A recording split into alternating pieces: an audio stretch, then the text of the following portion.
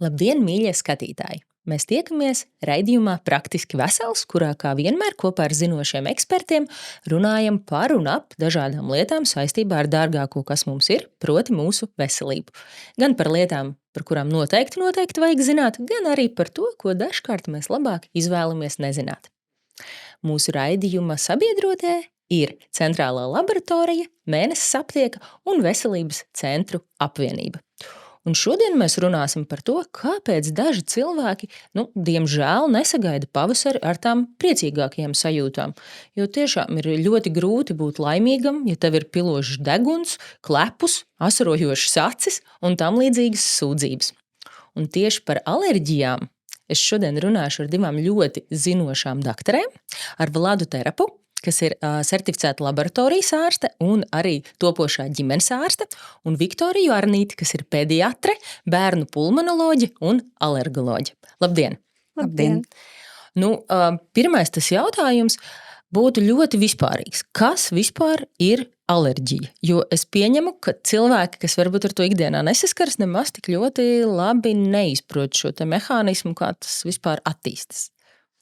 Alerģija tā ir tāda imūnas sistēmas pastiprinātā reakcija uz vielām, kas citādi nav kaitīgas.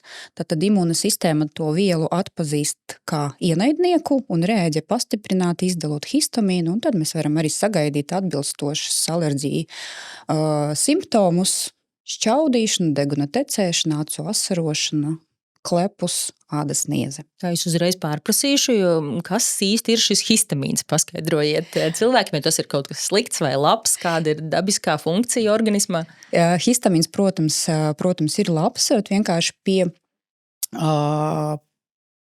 alerģiskām, atopiskiem un pacientiem tendētiem uz alerģijām histamīns izdalās pastiprināti salīdzinoši ar cilvēkiem, kuri nav alerģiski.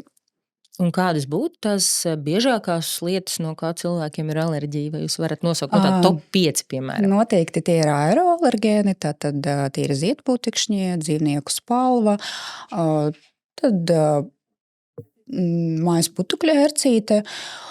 Arī pārtikas alergēniem ir sava loma. Bērniem tie ir pārtikas alergēni piens, ola, kvieši, un lielākiem bērniem vai pieaugušiem zemesrieksti, jūras veltes, zivis. Piekritīsiet? Jā, mums starp citu netik sen bija veikts neliels pētījums, kas ir statistisks, un mēs analizējam par pēdējo gadu 2250 pacientus, kuri bija sensibilizēti. Tas nozīmē, ka viņam bija alerģiska pozitīva reakcija vismaz pret vienu alergēnu. Un mēs izveidojam tādu top alergēnus, kuri sastopama mūsu populācijā, un pirmi no tām bija tieši inhalācijas alergēni, un pirmais mums bija bērs. Tā kā vislielākā problēma mūsu populācija alerģijas ziņā ir no bērza. Viņš mums ir tāds ienaidnieks. No putekšņiem... Bet kuras tieši bērza daļas tad precizējiet? Es varu nosaukt jums tādu molekulāru alergēnu, kur visbiežāk sastopams, kuru mēs varam arī diagnosticēt, par ko es pastāstīšu drusku vēlāk par to diagnostiku. Tas ir B1 daļiņa, kur tieši viņa atradas bērzos. Tie ir tie, kad sāk ziedēšana, kad mēs redzam, kā ārā ir zaļas palodzes, zaļas mašīnas, tieši ir tas alergēns, kas lido gaisā.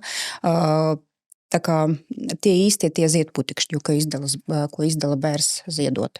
No kokiem tas vēl ir lazdu, rieksta koks un timutiņš. Jā, kā arī pie inhalācijas alergēna mums var pieskart dzīvniekus, un no dzīvniekiem Latvijas topā ir kaķi. Tā kā pirmā vieta tieši kaķiem, otra vieta būs suņiem. Tur arī atsevišķi alergēni būs, tā kā ne uz visu suņu ir alerģijas, varbūt tikai pret viņa spalvām, vai, piemēram, ja mēs runājam par kaķu siekalām, vai, piemēram, pret suņa prostatas antivielu. Tad, ja mums, piemēram, būtu noskūts suns, tad varētu alerģija arī nebūt. Dažādas gadījumus jā, bet ļoti reti mums ir izolēta alerģija pret kaut ko vienu. Bet arī atsevišķi gadījumi, kad, piemēram, ir alerģija uz suņa prostātas proteīnu, un tādas gadījumus, piemēram, ja mēs gribam ļoti, ļoti suņu, tad mums jāizvēlas suņu sieviešu dzimumā, un tad mierīgi varam ar viņu sadzīvot. Bet tas ir reti gadījumi, bet tomēr viņi arī ir. Bet arī, protams, nedrīkst aizmirst mums kukaiņus, vai ne? Noteikti bites, Indas, lapsenes Indijā, kas potenciāli var būt smagas dzīvībai apdraudošas reakcijas. Tā ir ļoti svarīga alerģija. Jā. Nopietna. Un bambarbuki, es pieņemu. Jā. Jā. Un no tādiem pārtikas alergēniem, tad Lada jūsu praksē? Jūras velši bija, zemene, ābols bija arī augstāk par zemene, tā jūtība mums bija, un soja. Soja bija ļoti daudz. Ļoti daudzas pacientes, es domāju, arī pacientu vīrieši, saka, viņiem ir alerģija no miltiem. Kā jūs šādu tēzi komentētu? Šobrīd tas ir tāds diezgan vispār populārs. Es pat drīzāk teiktu, ka mīts, nevis patiesība. Daudzi cilvēki pat nepamatoti ievēro bezglutēna diētu un uzskata, ka viņiem ir alerģija pret glutēnu saturošiem produktiem. Bet jāatcerās, ka lietojot uzturā lielā daudzumā glutēnu saturošus produktus, jebkuram cilvēkam var būt diskomforts, kas ir saistīts ar gremošanas traktu, vedra pūšanās, aizcietējumi vai šķidrāka vedra izēja. Par to noteikti ir jāatcerās, ka tā īsti nav alerģija. Man liekas, kā arī ļoti svarīgi atceraties, ka ir divas dažādas diagnozes. Pirmais tas ir alerģija, un otrs tas ir nepanesamība. Lūdzu, atšķirības. Alerģija, tas ir mūsu alergologa darbiņš. Alerģijas ir 4 tipi. Tie, kuri mēs varam diagnosticēt laboratoriski, ir tikai viens, bet viņš ir visbiežāk sastopams IgE alerģijas. Un tad mēs varam specifiskus IgE alergēnus meklēt cilvēka asinīs. Ja? Vēl ir 4 tipi, kuri nav sastopami tik bieži, bet arī diagnostika notiek alergologa kabinetā. Savākot anamnēzi un veicot papildus testus tieši kabinetā. Un ir nepanesamība. Nepanesamība tas ir slimība, kura nav saistīta ar alerģiju. Tas ir tad, kad mums pietrūkst kādi fermenti, lai sašķelt konkrētu ēdienus daļu. Tāda veidā. Un viņi ir pilnīgi divas dažādas diagnozes, un, diemžēl, nepanesamību mēs arī nevaram diagnosticēt laboratoriski, izņemot ģenetiski testi. Mēs runājam par situāciju, ka cilvēki uzskata, ka ir alerģija, bet patiesībā alerģijas nav. Bet vai varbūt otrādāk? Vai ir daudz tādi pacienti, kuri staigā apkārt pavasarī ar plaukstošiem bērziem un nemaz nezin, ka viņiem ir alerģija? Un kādi būtu tie biežākie simptomi? Ja jūs teikt, ka cilvēkam ir jāizdomājas par to, ka varbūt ir vērts izmeklēties papildus. Noteikti tā ir acu nieze, acu asarošana, sarkanas actiņas, deguna tecēšana, šķaudīšana. Mazie bērni ļoti bieži bērž to deguntiņu un arī mēdz būt arī savus klepus. Un dažreiz vecāki to nesaista kopā, jo bērns apmeklē pirmsizglītības iestādi, kur ir ļoti daudz respiratoras infekcijas un to noraksta uz akūta vīrusa infekciju. Bet kā to vispār iespējams atšķirt? Kurā brīdī? Jā, anamnēze ir ļoti liela loma. Tur jāsaprot pirmkārt ģimenes anamnēze, vai kādam no vecākiem ir predispozīcija pret alerģijām, un arī noteikti jāsaprot, cik ilgs tā viena epizode. Ja bērnam iesnas ir 7-10 dienas, tad aiziet uz bērnu dārzu, viņš atkal ir vesels un pēc 2 dienām ir jauna epizode, tad visticamāk mums ir priekšā akūta infekcija. Bet ja mums ir persistējošas iesnas, kas ilgst, pieņemsim, ziedēšanas laikā, to visu aprīli, maiju, tad to visu ziedēšanas sezonu vai rudens ziemas periodā, kad ir ieslēgta apkure, kad ārā ir mitrums un strauji palielinās mājas putukļu ērcītes koncentrācija gaisā, bērns staigā ar aizliktu degunu, šķauda no rītiem, izšņaucu degunu dienas laika ir labāk un aiziet gulēt, kontakts ar gultas veļu, viņam atkal paliek grūti. Tad mēs varam runāt par alerģisku rinītu. Un tad, Lada, jautājums jums, kāda pēc tam ir šī diagnostika? Kā pa solītim mēs varam atklāt? Pirmkārt, es gribu papildināt to visu stāstu, ka īstenībā alerģija ir ļoti daudz diferenciālu diagnozes. Par to mums nedrīkst aizmirst, jo alerģija ir tik daudz sejas, ka mēs varam viņu sajaukt ne tikai ar akūtu renītu, kur ir saistīta ar vīrusa vai bakteriālam saslimšanam, ja? Tas var būt arī vēdera izpaušana. Īpaši bērniem, kad šķidrāka vēdera izēja ilgstoši, ir tas vēdera pūšanas, alerģija ir tik daudz sejas, kas mēs varam viņu diferencēt ar autoimūnam saslimšanam, ja tas, piemēram, ir, nezinu, ādas izpausmes, varbūt dažādi izsitumi uz ādām, viskās parādīties.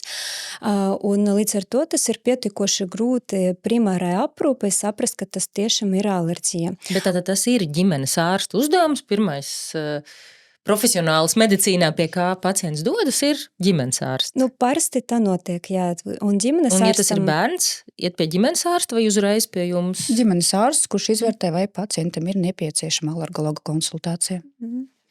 Jā, un tad mēs pēc tam mēģinām arī saprast ar kādiem ekspres testiem, kuri mēs varam ātri nodot laboratoriju un kuri nemaksas super daudz. Tas ir svarīgi, jo tomēr, ja ģimenēm ir daudz bērni, mēs nevaram nozīmēt analīzes, kuri maksā vairāk tur pa 100-200 eiro uz visiem, ja? Tad primāra analīze tomēr būtu pilnā asinsaina, jo pilnā asinsaina mēs varam redzēt eozinofīlus, ja viņi būs paaugstināti leikocītāra formula, tas jau pirma tāda zīmēta, ka tomēr vajag pārbaudīties tālāk. Tad vēl kā ekspres diagnostika mēs varam nozīmēt kopēju IgE. Jā, tas nav specifiskais antigens, viņš nenosaka, uz ko tev ir alerģija, bet parāda, vai vispār ir iespējamība par to, ka tas alerģiskas reakcijas ir. Bet tur ir nepieciešams ārsta nosūtījums, vai pacients pats tagad noklausies mūsu raidījumu, var doties uz centrālo laboratoriju un teikt, man lūdzu pilnu asinsainu ar eozinofīliem un IgE. Es teikšu, ka tas ir drusku provokatīvs jautājums. Jā, no vienas puses es uzskatu, ka, protams, jebkurš cilvēks, viņam ir tiesības pārbaudīties tad, kad viņš grib, tad, kad viņš jūtas, ka viņam ir jāpārbauda savu veselību. Un mēs zinām, ka ir arī ierobežojumi tas ārsta vizītes, mēs nevaram tik vienkārši pie viņam. No vienas puses, jā, jebkurš cilvēks var aiziet uz laboratoriju un pārbaudīties. Jautājums, kurš pēc tam to visu interpretēs. Jo analīzes tas nav...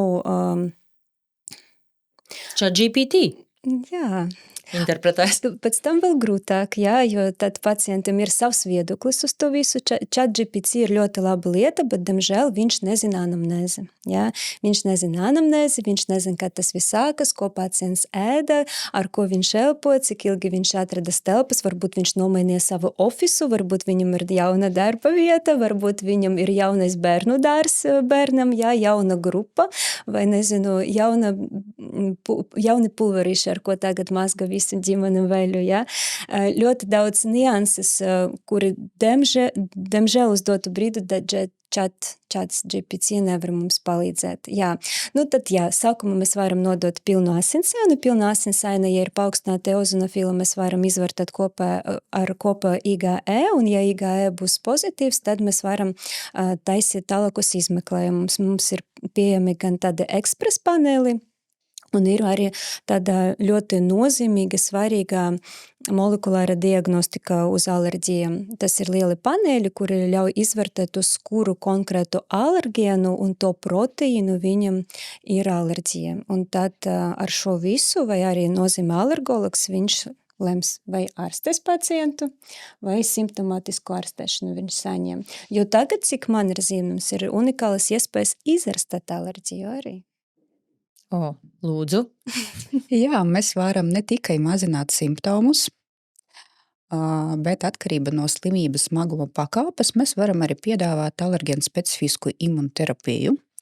Tātad, kad mēs pierodinām organismu pie konkrēta alergēna, pieņemsim, bērnam ir alerģija pret suni, vai pret mājas putukļu ercīti, vai pret vairākiem alergēniem, mums jāsaprot, kurš tas alergēns ir galvenais, tad mums palīdz molekulāra diagnostika, anamnēze, kurš alergēns visvairāk bērnam traucē dzīvot, teiksim tā, un tad mēs varam piedāvāt imunoterapiju, kad pacients vismaz 3 gadu garumā, no 3 līdz 5 gadiem, saņem to alergēnu mikrodevā, bet ilgstoši. Un te ir divi veidi. Vai tā ir sublingvāla, jeb zemeles imunoterapija aerozola veidā. Bērnam katru rītu regulāri nedrīkst izlaist, jāpuš aerozols zemeles. Taķis palvu molekulas, piemēram. Jā, kaut kas tāds. Olbaltums, jā. Vai otrais variants, tas ir zemādas injekcijas, kuras jāveic tik un vienīgi medicīnas iestāde, kur ir atbilstoši apmācīts personāls. Bet vienmēr jāatcerās, ka ilgums tie ir 3 gadi vismaz, un arī jāatcerās, ka tas ir izmaksas valsts uz doto brīdi, diemžēl, šo metodi neapmaksā. Bet tas ir tikai bērniem, jeb arī pieaugušiem? Arī pieaugušiem. Bērniem no 5-6 gadu vecuma vidēji Latvijā mēs sākam, arī pieaugušiem, jebkurā vecumā, apmēram līdz 60 gadu vecumam. Labi, bet ko darīt tādā situācijā, ja, kā Vlada minēja, mums ir tāds alergēnu panelis, kur ir sarakstīti un tiek veikts pārbaudes pret dažādiem alergēniem, bet cilvēkam acīm redzam pēc visiem simptomiem un stāsta alerģija ir, bet atnāk nekas no šī, uz ko ir tikus veikta pārbaude, tomēr tas nebūs tas vainīgais. Vai ir arī tādi gadījumi, ka alergēns paliek neatklāts? Noteikti ir, jā, un tad jāsaprot, vai tā ir īstā alerģija, kur ir iesaistīta imūna sistēma, vai nāk bieži ar sūdzībām, man ir alerģija pret puķiem, pret smaržām, pret cigarešu dūmiem, man ir alerģija, kad ieslēdzas kondicionēris, bet tas ir vienkārši gaisa piesārņojums, uz ko mēdz rēģēt, un arī runāt par pārtikas alerģijām ļoti bieži ir īpaši bērniem reakcija. Nevis īstā alerģija, bet tā saucamā pseidoalerģija, kad bērns saēdās saldumus, saēdās zemenes, čipšus, un viņam parādās vai no akūta nātrene, vai piepamst lūpas, vai viņš sāk kasīties. Tur atkal visur ir iesaistīts histamīns, viņš aktīvi izdalās, bet imūna sistēma kā tāda, tad tā ir pseidoalerģija. Un kā ir ar to, ka bieži mēs esam dzirdējuši, ka cilvēki saka, man ir alerģija pret darbu, vai man ir alerģija pret pirmdienām, vai vēl labāk pret citiem cilvēkiem? Vai tiešām tā var būt? Es ļoti bieži savā kabinetā dzirdu no pusauģiem, ka viņam ir alerģija pret skolu. Vai tādiem... Es ticu. Es ticu. Bet alerģija protams, alerģija var būt pret jebko, arī pret antihistamīniem, jeb pret alerģijas zālēm. Bet noteikti... Kā tas izpaužas? Jā, tas tā var būt. Bieži vien bērniem tātad... Iedzērot antihistamīnu, viņam parādās vēl lielāka nieze. Un tā tiešām mēdz būt īpaši antihistamīni, kas ir saldināti bērniem sirupa veidā vai piliena veidā, un tur ir tā sastāvdaļa, dēļ kuras bērns sāk kasīties. Bet uz pašu antihistamīnu reakcijas arī mēdz būt ar visiem atbilstošiem alerģiskiem simptomiem. Un tad pret cilvēku kā tādu cilvēkam alerģija būt nevar, jo... Mēs varam norēģēt uz svešu vai cilvēks smēķē, vai cilvēks lieto kosmētiku, smaržas, matu lakas, uz to gan mēs varam rēģēt. Uz cigaretēm var būt alerģija? Hipersensitivitāte, paaugstināta jūtība jūtīgiem pacientiem. Un uz alkoholu? Uz histamīnu visticamāk. Jā, pediatrija mēs mazāk par to runājam. Jā, bet īpaši vienkārši sarkana vīna, viņam ir ļoti daudz histamīna kā tādu. Tas ir vienkārši viela, kura iekšā jau ir ļoti, ļoti līdzīga mūsu histamīnam, kura mēs izstrādājam vielas. Un kad mēs viņu lietojam, tad organisms var saprast, ka mums ir paaugstināt tas histamīna viela daudzumu un izraisīt alerģijas līdzīgus simptomus. Kā zemenes jeb saldumi bērniem. Jā, tā arī vīns pieaugušiem. Un kā alerģija attīstībā ir ar ģenētiku? Jūs jau pieminējāt, ka ja vecākiem ir šī ģenētiskā predispozīcijas iztulkošu cilvēkiem tātad nosliece. Tātad, ja ir tā, tad arī bērniem ir lielāka iespēja, bet tas nav vienmēr, vai ne? Varbūt arī tā, ka vecāki ir alerģiski, bērnam viss labi. Jā, noteikti tā ir. Ar alerģiju nepiedzimst. Ir tā ģenētiskā nosliece, ka bērnam var attīstīties, ja mammai vai tētim, tad ja vienam no vecākiem ir alerģija, tad varbūtība, ka bērniem attīstīsies, alerģiskie simptomi ir no 30 līdz 40%. Savukārt, ja abiem vecākiem ir alerģija, tad tā varbūtība noteikti paaugstinās pat līdz 60-80%. Bet ģenētikai nav vienīga ietekme. Ļoti svarīgi ir arī ārējas vides faktori.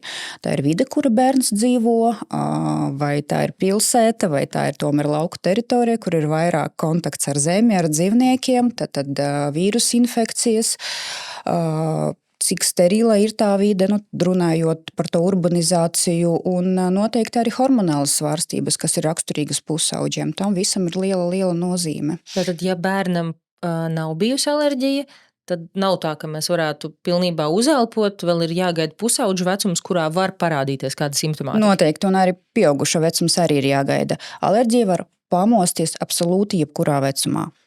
Arī 60 gados? Arī 60 gados. Labi, bet ko mēs varam darīt lietas labā, ja es esmu mamma, kura šobrīd gaida bērniņu vai plāno bērniņu, un, piemēram, mans dzīves biedrs ir ļoti alerģisks, vai arī es pati, vai ir kaut kas, ko es tomēr varu darīt, lai šo risku savam topošiem bērniņam samazinātu? Bērniņš jau ir, par to jau ir jāatcerās, tā kā viņš jau ir. Vienīgais, ko mēs varam, tas ir veselīgs dzīvesveids. Ja? Tad grūtniecei tas ir veselīgs uzturs, veselīga vide, svaigs gaiss, pastaigas, visu, ko rekomendē jebkurai grūtniecei. Es reiz lasīju. Krūts barošana, protams, es atvainojos. Krūts barošana mazina. Jā. Šo iegaumējam pie visiem krūts barošanas bonusiem. Vēl arī mazina alerģiju risku. Brīnišķīgi to dzirdēt. Un es gribētu, atvainojos, piebilst vēl vienu lietu, kā agrīna piebarojuma uzsākšana no 4 mēnešiem arī mazina riska attīstību, alerģijas attīstības risku nākotnē. Tas arī ir ļoti svarīgi, ka mēs cenšamies nevilkt līdz tiem 6 mēnešiem, ja mums ir predispozīcija, bet agrīni iepazīstināt to mazo zīdainīti ar potenciāliem alergēniem. Un es tagad padalīšos ar 2 pētījumiem, tad jūs pēc tam lūkšu tos nokomentēt. Tātad pirmais pētījums bija par to, ka 2 bērnu dārza grupiņas, un tātad viena bērnu dārza grupiņa, kas dzīvo tādos ļoti sterilos, tīros apstākļos, un tad ir otra grupiņa, kurai ļauj ēst zemi un daudz dzīvoties pāri, un tad pētījuma rezultāti apstiprina, ka šī te grupiņa bērnu, kas ir dzīvojuši tādos sterilākos apstākļos ilgtermiņā, ka tas ir daudz neveselīgāk un arī veicina alerģiju attīstību. Tātad taisnība. Noteikti tā arī ir, jā. Otrais bija ļoti interesants pētījums par to, ka zarnu parazītu esamība bērnībā arī mazina alerģiju risku vēlāk. Nevaru komentēt, nevaru godīgi, jo ir arī citi dati, jo pati par sevi parazīti, viņi arī var provocēt izsitumu sādā, izpausmes, teiksim tā, un jā, citas saslimšanas, kuri saistīti ar autoimūnam saslimšanam. Tad līdz galam nevaru piekrist, bet ļoti gaitīšu, ja jūs padalīties, lai palasītu, ko viņi tur pētīja tiešām. Un trešais tāds interesantais fakts, kas man šķiet varbūt pat nebija pētījums, bet tāds klīnicistu viedoklis, ka ļoti nelabi no alerģiju attīstības viedokļa ir biežā trauku mazgājumu mašīnu izplatība pasaulē, jo tātad visi trauki tiek praktiski nevis nomazgāti, bet nosterilizēti, jo tā ir realitāte trauku mašīnā, un bērniem ir mazākas iespējas tikt pie šiem te dabiskajiem alergēniem.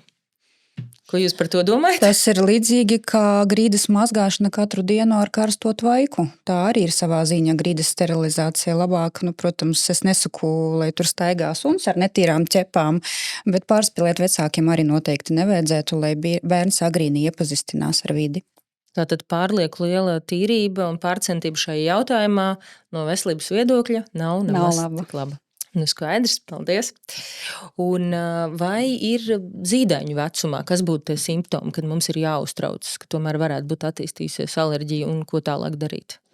Tātad zīdaiņu vecumā visbiežākas alerģijas, tas ir pārtikas alerģijas, piens, ola. Tas ir tas 2 visbiežākas, kvieši ir tā triāde, kā 3. alergēns. Tātad, ko mēs varam sagaidīt zīdaiņu vecumā? Visbiežāk nāk ar izsitumiem uz ādas, sausiem pleķiem vai atopiska dermatīta ainu. Un tad vecākus ne tik ļoti uztrauc tas ādas stāvoklis, cik ļoti ādas nieze. Bērns ir nervos, viņš kasās, ir sliktas negulētas naktis visai ģimenei. Tad ādas izpausmes, tas ir pirmais, kas ir visbiežākais bērniem, un nākamais ir gremošanas trakts. Tā ir vēdera pūšanās, vēdera izēja ar asins tīdziņām. bieža šķidra vēdrīzē, zaļgana vēdrīzē ar specifisku skābu smaku, un arī ļoti jāskatās, vai bērnam nav arī svara deficīts, kāda ir svara dinamika katru mēnesi. Tie ir tie visbiežākie. Tad vecāki droši vien dod droši vien labās baktērijas, probiotikas, bet efekta nav un nav. Tā varētu būt tāds klasiskā scenārija schēma. Jā, un tad tomēr nonāk līdz ārsta kabinetam, jā. Bet vai ir arī cilvēki, kas ir gatavi sadzīvot ar alerģijām? Un cik vispār tas ir droši? Vai mēs varam teikt tā, ok, es tur pašķaudīšu, pakasīšos, bet zāles nelietošu?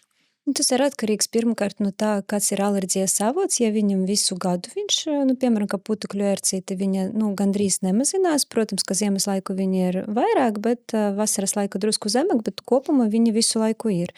Atkarīgi no tā, cik cilvēkam tas traucē un kādas viņam ir tas izpausmes, jo alergēni mums arī ir dažādi. Viņi var provocēt ļoti vieglas simptomus, tikai, acu asarošanu vai drusku, ekzēmas uz ādas, kuri var pasmerēt un viņa īpaši netraucē. Bet, ja cilvēkam ir anafilaktiskas reakcijas, tādas smagas, ka... Pastāstiet, ko nozīmē cilvēkiem, ko nozīmē anafilaktiskā reakcija? Jā. Tātad anafilakse tā ir smaga, dzīvībai apdraudoša alerģiska reakcija. Un tātad anafilakse ir ļoti dažādas sejas. Mums tātad anafilakse var būt iesaistītas vairākas organu sistēmas. Pie anafilakses tātad no ādas puses mums var būt akūts ādas apsārtums, nātrene, gļotādas, tā ir lūpu tūska, mēles tūska. Mums var būt iesaistīti elpceļi, bērnam izmainīta balss, piesmakusi balss, rejoši klepus kā sunītim. Tas nozīmē, ka mums ir balsunes stenoze, jeb balsunes tūska. Bronhospazms, bērniņš smagi elpo, cilēs vēderiņš, cilēs kruškurvis, un mēs izelpā dzirdam tādu specifisku skaņu sēkšana, tā kā svilpīte izelpā. Tas ir ārkārtīgi bīstams. Varbūt iesaistītas actiņas, acu asarošana pēc produkta apēšanas, deguna tecēšana, tas arī ir gļotādas. Sirds asinsvadu sistēma, bērniņš paliek balss ar augstiem sviedriem, zilām lūpām, tas nozīmē, ka bērnam ir tahikardija, paaugstinās puls un krītās spiediens, jeb hipotenzija. Tas arī ir ļoti svarīgs simptoms. Kā arī gremošanas trakts, atkārtota vemšana apjomīga vai arī šķidrā vēdrīzē atkārtota. Tas viss prasa neatliekamu palīdzību un adrenalīna injekciju intramuskulāri. Un tas var būt arī pieaugušiem. Jūs vienkārši minējat par bērniem. Bet... tas var būt jebkuram cilvēkam. Bet parasti pieauguši jau zina. No kā viņam ir alerģijas, un viņi tomēr cenšas izvairīties no tā visa. Jo tā epizode vienreiz dzīve pārdzīvot, es domāju, ka cilvēks tā kā drusku... No irša vasarā, es pieņemu, varētu būt grūti izvairīties. Viņš neprasīs, vai es vēlos vai nevēlos ar tevi satikties. Bet īpatnība ir arī tāda, kāpēc varbūt iepriekš vairāki dzēlieni, bet 100. dzēliens var būt letāls, ka iepriekš būs tikai lokāla reakcija, apsārtums, lokāla nieze, bet nākamais būs letāls, tā kā vai anafilaksei atbilstoši ar multiorgānu iesaisti. Okay, vai tas nozīmē to, ka ja mums ir pret kaut ko alerģija, tad ir lielāka iespēja, ka būs alerģija vēl pret kaut ko, un tad labāk tomēr ir nēsāt kabatā visiem līdzi adrenalīna šļirci, ja nu kas?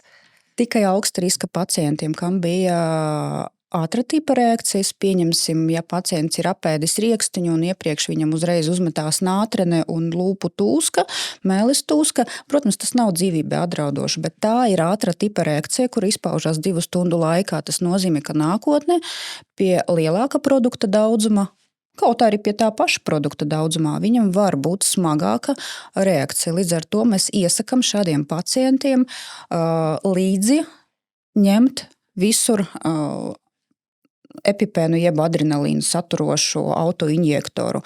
Savukārt pacientiem, kam tas reakcijas izpaužās kā ādas nieze, gremošanas trakta traucējumi, atopiska dermatīta sāsinājums, tad jāatcerās, ka tā ir vēlīna tipa reakcijas, kuras nav dzīvībai apdraudošas, kuras var sagādāt diskomfortu, bet dzīvību neapdraudēt. Es drīzāk teiktu, ka vienmēr jābūt antihistamīniem pie vēlīna tipa reakcijām un lokāliem līdzekļiem atopiska dermatīta kontekstā, bet ātra tipa reakcijām epipēnam jābūt. Un kā ir ar tādu tīšprātīgu likteņa izaicināšanu? Ja es zinu, ka man ir alerģija pret zemenēm, bet man sasodīt tās zemenes tomēr garšo. Tas ir tas pats, ka es zinu, ka man slikta no alkohola, bet atkārtot viņu lietoju. Man liekas, ka ļoti līdzīga situācija, bet ar alerģijām būs drusku bīstamāk, jo, kā jau iepriekš mēs teicam, mēs nezinām, cik smaga mums būs reakcija nākamreiz. Varbūt iepriekšējais jums pakasies tā mēle, liekas, ka viņi ir drusku pietukuši, un ar to viss beidzas pēc pusstundas. Nākamā reize jūs varat dabūt daudz smagāku to alerģisku reakciju, un es uzskatu, ka sevi jāsaglabā, ka tomēr vajag izvēlēties sev nākošu garšīgu ogu. Varbūt zemenes ne, bet sezonā arī būs avenes, melenes un citas ogas, pret kuru jums nebūs alerģijas. Tā kā jāmeklē alternatīvu. Bet var, ja tomēr ļoti tās zemenes iet pie sirds, tad var veikt šo procesu, par kuru Viktorija mūs informēja, tātad šo pakāpenisko pieradināšanu. Par pārtikas produktiem tas ir bišķiņ savādāks stāsts. Tas, kas attiecas uz imunterapiju, šobrīd mēs strādājam tikai ar aeroalergēniem, jeb alergēniem, kas lido gaisā.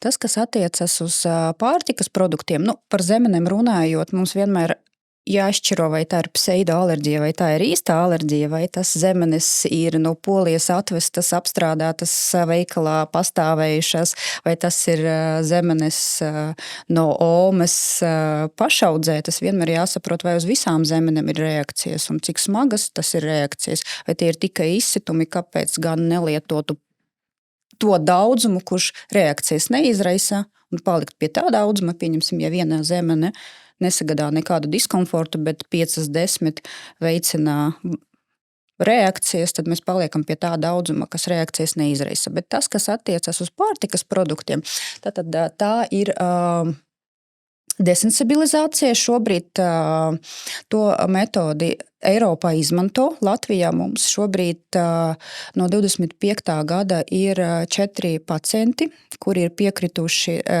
desensibilizācijas terapijai. Un tad doma ir tāda, visbiežāk tātad tie ir pacienti, kam anamnēze ir smagā alerģija uz pienu vai olām, no kurām viņi nav izauguši. Tātad no piena produktiem mēs parasti izaugam gada vecumā, no olas alerģijām 3 gadu vecumā. Un ja bērniņš no tās alerģijas nav izaudzis, viņam joprojām asins analīzes molekulāros alergēnos saglabājas augsti titri, maksimālās klases, 5. vai 6. klase, mēs viņu piedāvājam desensibilizēt. Tātad vairāku mēnešu garumā, dažreiz pat vairāku gadu garumā bērnām mikrodevās piedāvāt to produktu ļoti mazā daudzumā, pakāpeniski to daudzumu katru nedēļu, vai, ja tas reakcijas tomēr parādās katru mēnesi, palielinot daudzumu, un šādi mēs viņu desensibilizējam. Bet tur ir zemūdens akmeņi. Ar visiem 4 pacientiem šobrīd gājis nosacīti grūti, tomēr kaut kādā brīdī nākās pārtraukt, jo produkts ir jālieto katru dienu. Bet, kā mēs zinām, bērni ceļo, bērni slimo ar infekcijām, bērnam ir vemšanas caurējas. Un teikt bērnam, ka tev katru dienu jāpēd viens keksiņš olu saturošu vairāku mēnešu garumā, 5-gadniekam tas ir ārkārtīgi grūti. Saprotu. Jūs pieminējāt vairāk kārt šo govs olbaltumu. Te arī man šķiet līdzīgi kā ar glutēnu. Var jukt nepanesību alerģiju. Jā, ļoti bieži kabinetā mēs dzirdam, ka mums ir govs piena olbaltuma alerģija, bet tur noteikti jāšķiro, kurā brīdī mēs runājam par intoleranci, jeb nepanesamību, un kurā brīdī mēs runājam par govspiena olbaltuma alerģiju. Tātad, visbiežākā alerģija, kuru jauc, tā ir laktozes intolerancija. Kad organisms nešķel to piena cukuru, un parādās alerģija ļoti līdzīgi simptomi. Tā ir vēdera pūšanās, putojoša vēdera izēja, šķidra vēdera izēja un diskomforts vēderā, bet šī reakcija nav bīstama. Tātad ar tiem gremošanas trakta traucējumiem tas arī beidzās, un tas arī ir atkarīgs no produkta daudzuma. Pie maza produkta tas reakcijas var nebūt, pie liela produkta daudzuma reakcijas būs. Tas, kas attiecas uz govspiena olbaltuma alerģiju, tātad tie simptomi ir visi tie paši, bet plūs varbūt asins tīdziņas vēdera izējā, varbūt intensīvas atgrūšanas pastiprinātas, varbūt vemšana, būt izsitumi uz ādas un varbūt arī tie visi iepriekš minētie anafilaksei līdzīgie simptomi. Tāpēc jāšķiro, tad anamnēzija ir ļoti svarīga loma. Mums jāsaprot, cik plašs ir tas simptomu spektrs, un tad mēs arī varam veikt diagnostiku, atbilstošu diagnostiku ar specifiskiem IgE, veicot tādas durienu testa ārsta kabinetā, vai aizsūtot pacientu uz kabinetu, lai nodotu alergēnus uz specifiskiem IgE pret konkrētu produktu. Vlada, kā ģimenes ārstam šoreiz jautājums. Kam ir jābūt tam pamatiņam mazajā zāļu skapītī no aptieku plauktiem? Tad kas būtu tas iztikas minimums, ko jūs ieteiktu turēt dažādām alerģiskām situācijām? Es teikšu, ka tas ir atkarīgi no tā, vai pacients tiešām ir alerģijas pacients vai nē, tā ka viņam ir tā alerģija vai nē, bet antihistamīnam ir jābūt līdzi vienmēr un visiem un katra ceļojuma reizē, tāpat kā antibakteriālam līdzeklim, jo bieži vien mēs arī redzam, ka ir blaknes no tā, ka mēs kaut ko nepaņemam, un arī ārzemēs tie medikamenti var atšķirties, neskatoties uz to, ka medikamentoza forma viņam ir visiem vienāda, bet tomēr ražotāja atšķiras, varbūt apvalka ir citāda sastāvdaļa un vispārējais, tāpēc vienmēr jāņem tas antihistaminus līdzi. Degunu pušamu arī tas vienkārši būs diskomforts, ja ir kāda svarīga notikumi un cilvēks nevar ieelpot, tad degunu pušamu jāņem. Un ādai, kas būtu tas pamatiņš? Pirmkārt, tie ir mitrinošie krēmi, tad tie var būt arī lokālie antihistamīni, mazinošie līdzekļi, kurus mēs varam uzsmērēt uz ādas.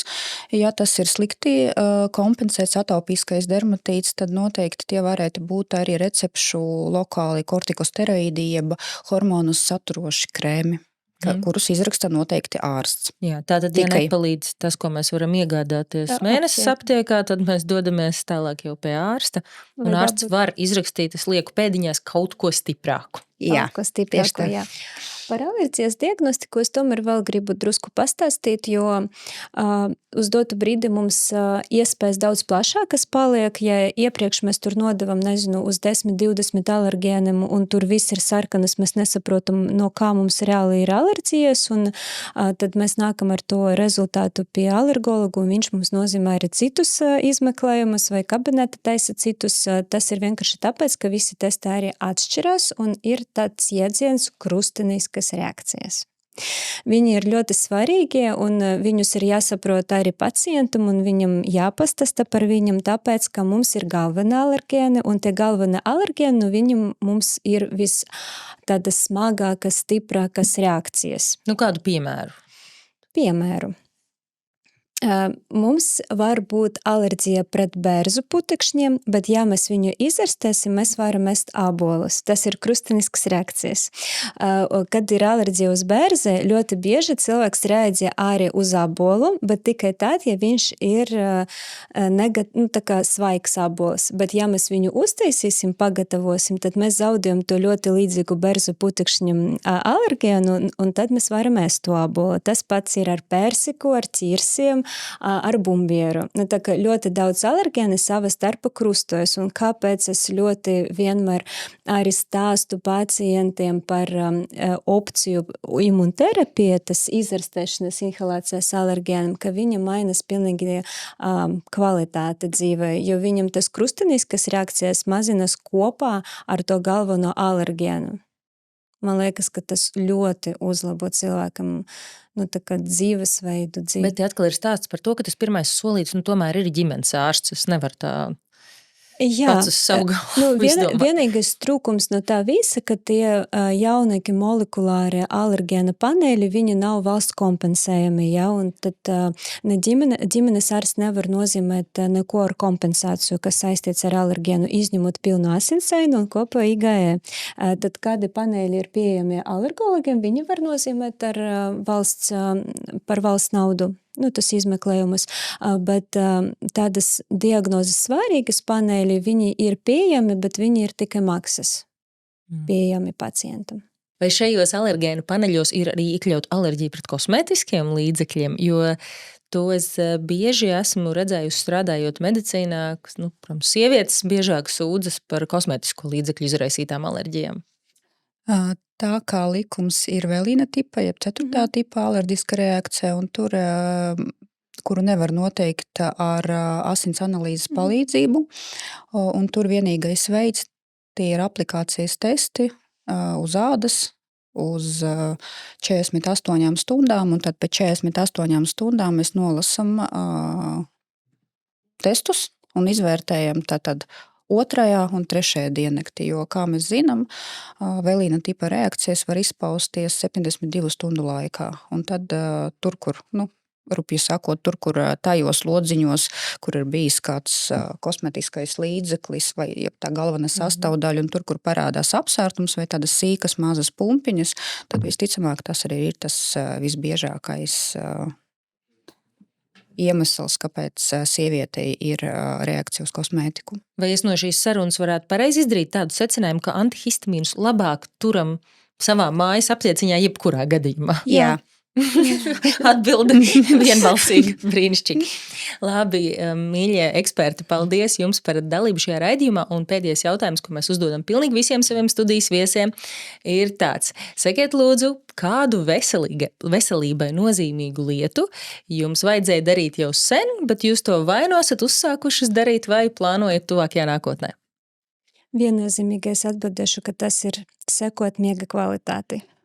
Es uzskatu, ka tas ir ļoti svarīgi, jo mums vajag restartēties, mums vajag atjaunoties, un man, kā joprojām esmu medicīnas studentiem, miega trūkums ir patstāvīgs.